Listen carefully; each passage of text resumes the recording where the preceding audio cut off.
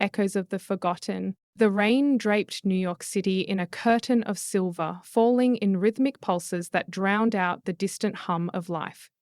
Streetlights flickered, casting elongated shadows over the cracked pavement. Gabriel Pierce sat on the hood of his black Mustang, cigarette burning low between his fingers.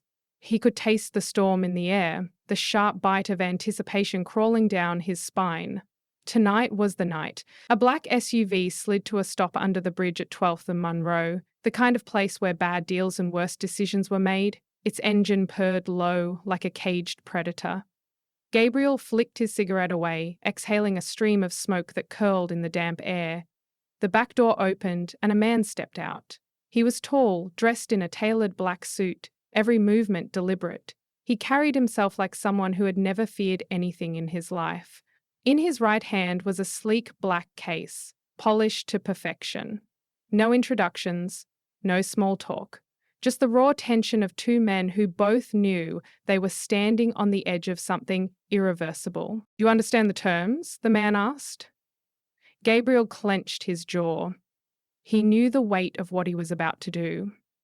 He had spent years trying to outrun the ghosts of his past, the betrayals, the blood on his hands, the people he had failed, and worst of all, her, a face he could barely remember now, a voice that haunted the spaces between his thoughts. He reached for the case. The second his fingers brushed the surface, a jolt of heat shot up his arm. His vision blurred, the world twisting like melted glass. A violent wave of vertigo crashed into him, forcing him to stagger back, his breath coming in ragged gasps. Something was wrong. Shapes flickered in the shadows.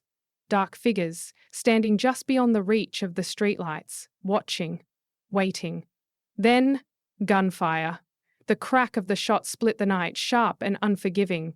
Gabriel moved before he even thought about moving. His body reacted on pure instinct, twisting, dropping low, avoiding the bullet by inches.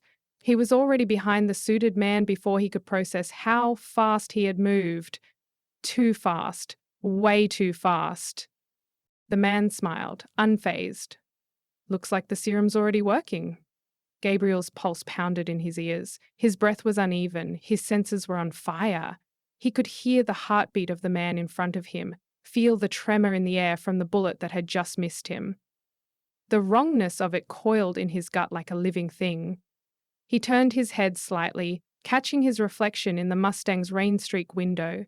The Mustang's rain-streak window. His eyes weren't his anymore. They had turned silver. A cold dread crawled through him. The serum wasn't in his veins. He hadn't taken it, and yet it was changing him. The man casually picked up the gun he had dropped, flipping it in his hand before tossing it back to Gabriel. "We all have regrets," he said, "but are you sure you want to forget?" Gabriel's grip tightened around the vial. The rain hissed as it hit the pavement, drowning out the sound of his own heartbeat. This was what he wanted, wasn't it? To start over? To erase everything?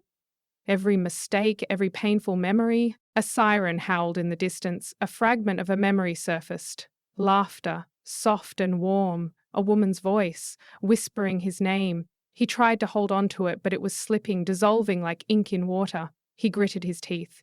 If he took the serum, this moment, him, would disappear. Someone else would wake up tomorrow in his skin with a different past, a different purpose. Would that be any different than dying? His hand trembled. He let the vial fall. It shattered against the pavement, the iridescent liquid hissing as it met the rain, dissolving into nothing. For a long moment, neither of them spoke. Then the man smiled. Slow. Knowing. "Interesting choice." He stepped back toward the SUV, the back door already swinging open. Before getting in, he paused.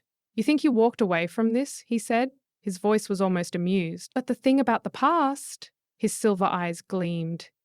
"It never lets you go." The door shut. The SUV pulled away, its taillights disappearing into the night. Gabriel stood in the rain, breath still uneven, his reflection staring back at him from the Mustang's window.